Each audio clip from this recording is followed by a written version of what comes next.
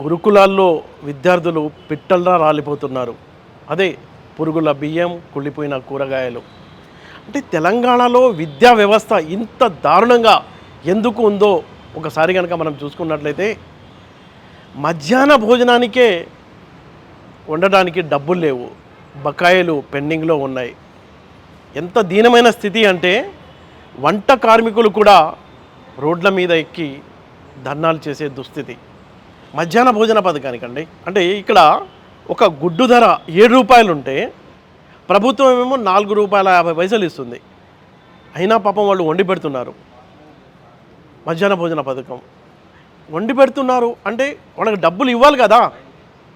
కనీసం 4-5 నెలలు అంటే ఒక్కొక్క ఏజెన్సీకి ₹1,00,000 బాకీ ప్రభుత్వం పడింది. అయినా వాళ్ళు అప్పులు తీసుకొచ్చి పథకాన్ని అయితే కంటిన్యూ చేస్తున్నారంటే ఎంత దౌర్భాగ్య స్థితిలో ఉన్నామో అని చెప్పడానికి ఇది ఒక ఎగ్జాంపుల్గా మనం చెప్పుకోవచ్చు. అంటే దారుణమైన స్థితి. మధ్యాహ్న భోజనానికి కూడా విద్యార్థులకు చాలా ప్రతిష్టాత్మకంగా తీసుకున్నాయి ప్రభుత్వాలు మధ్యాహ్న భోజన పథకానికి సంబంధించి. అయినా ప్రాక్టికల్గా చూస్తే ఇంత దౌర్భాగ్య స్థితిలో తెలంగాణ ప్రభుత్వం ఉంది. అంటే ఇలాంటి దౌర్భాగ్య స్థితి సడన్గా ఇప్పుడు వచ్చిందేం కాదు, గత 10 ఏళ్లుగా ఇలాగే ఏడ్చింది. అప్పట్లో ఎన్నికల ప్రచారంలో రేవంత్ రెడ్డి వెళ్ళి ఈ దౌర్భాగ్య స్థితిని గట్టెక్కించాలంటే బడ్జెట్లో 15% కేటాయిస్తామని ఆయన హామీ ఇచ్చాడు. ఎడ్యుకేషన్కు సంబంధించి 24 హామీలు ఇచ్చినా ఇంతవరకు ఒక్క హామీ కూడా అమలు కాలేదు. అంటే 15% బడ్జెట్ ఇస్తానని చెప్పి కేవలం 7.5% అదే గత ప్రభుత్వం ఇచ్చిన ఆ బడ్జెట్ని కంటిన్యూ చేయడం వల్ల ఈ దౌర్భాగ్య పరిస్థితి వచ్చింది.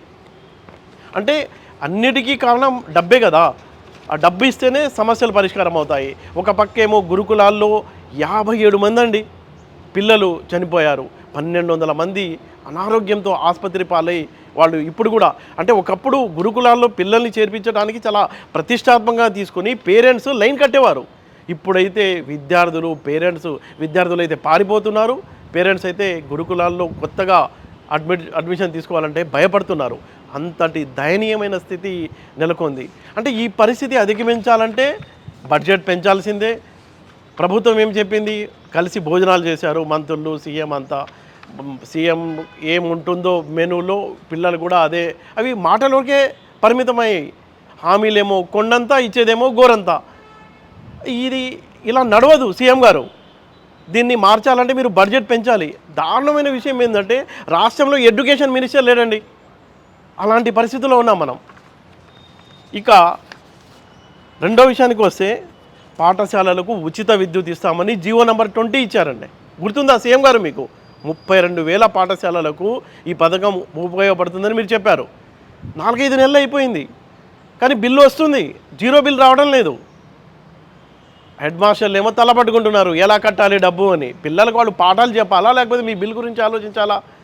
జీవో ఇచ్చారు కదా మీరు, జీవో నంబర్ 20, దాని ప్రకారం జీరో బిల్ ఇవ్వాలి కదా. ఎందుకు ఇవ్వడం లేదు? మళ్ళీ బిల్లు వస్తూనే ఉంది. దాదాపుగా 150 కోట్ల రూపాయలు పెండింగ్లు ఉన్నాయి పాఠశాలలకు సంబంధించిన విద్యుత్ బిల్లులు అనే ప్రచారం అయితే జరుగుతుంది.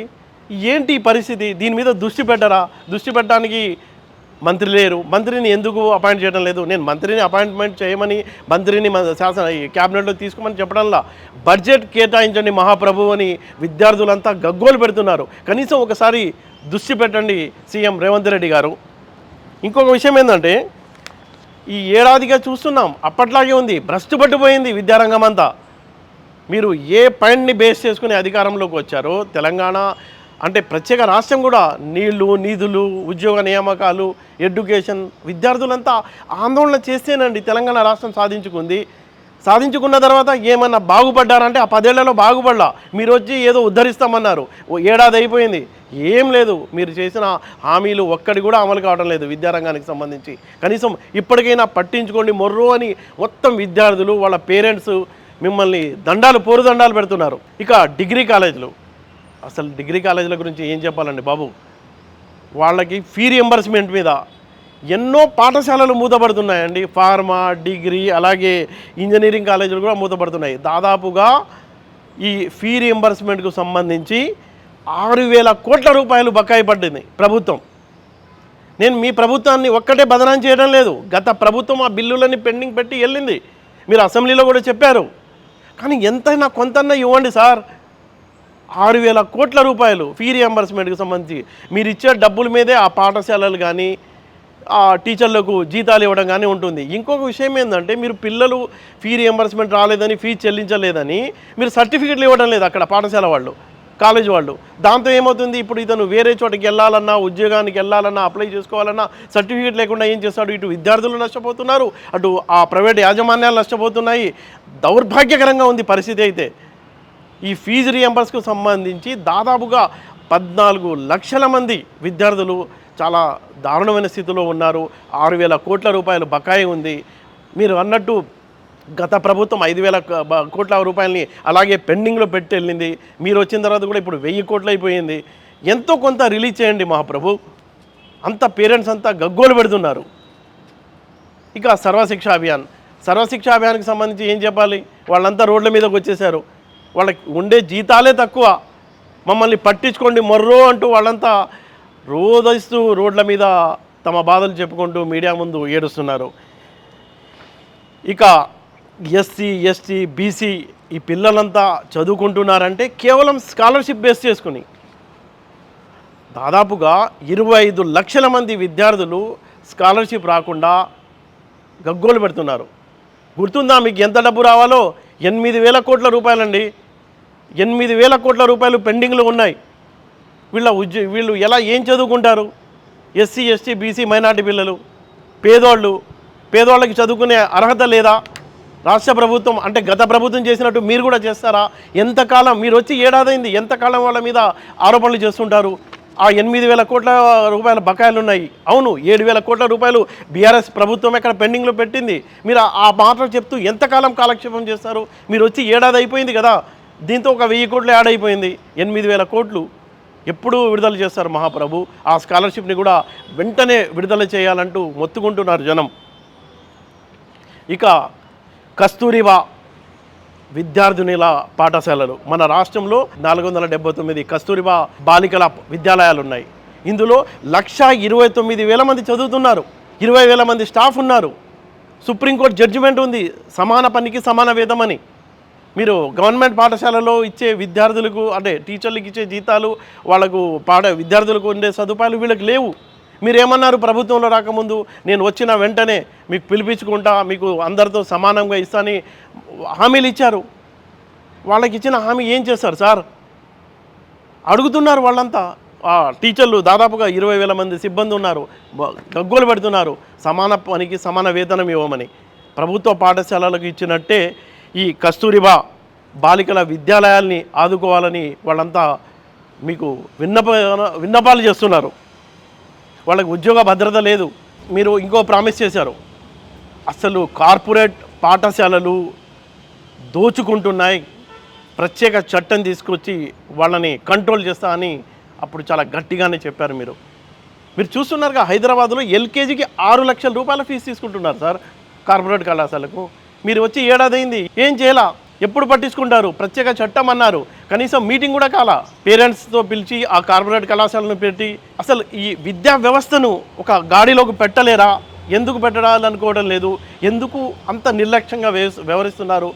అంత లైట్ తీసుకోవాల్సిన ఆవశ్యకత ఏంది? విద్యార్థుల పైనే ఈ దేశ భవిష్యత్తు ఆధారపడి ఉంది సార్. ఈ విషయాన్ని మనం అందరూ గుర్తుపెట్టుకోవాలి. ఇక గురుకులాలు చూస్తున్నాం కదా, 57 మంది పిల్లలు చనిపోయారు, 1,200 మంది వివిధ ఆసుపత్రుల్లో చికిత్స పొందుతున్నారు. 662 గురుకుల పాఠశాలలు ఉంటే మన దగ్గర అద్దె భవనాల్లోనే నడుస్తున్నాయి. అద్దె ఇవ్వడం లేదు, అద్దె పెండింగ్లో ఉంది, నెలల తరబడి డబ్బులు ఇవ్వడం లేదు. ఆ యజమాని ఊరుకుంటాడా? తాళం వేసి వదిలేసి వెళ్ళిపోతున్నాడు. దరిద్రంగా ఉంది అక్కడ పరిస్థితి చూస్తుంటే. అంటే బకాయిలు రాక, పెండింగ్ లేక, పురుగుల అన్నమో, కుళ్ళిపోయిన కూరగాయలు ఏదో చేసి వదిలించుకోవడానికి ఈరోజు గడిపామా అన్నట్లు వ్యవహరించడం వల్లే ఇంతమంది చావులకు కారణమైంది. ఇంతమంది ఆసుపత్రుల పాలవుతున్నారు. ఇంత దురవ్యవస్థ ఇది. మీరేమన్నారు? ఇంకా పరిశోధనలు చేసే, రీసెర్చ్ చేసే విద్యార్థులకు నెల 10,000 రూపాయలు ఇస్తా అన్నారు. ఏమైంది సార్? ఆ 10,000 రూపాయల గురించి ఏమైంది? అస్సలు మర్చిపోయారు మీరు. సీఎం బ్రేక్ఫాస్ట్ పథకం అడ్రస్ లేకుండా పోయింది.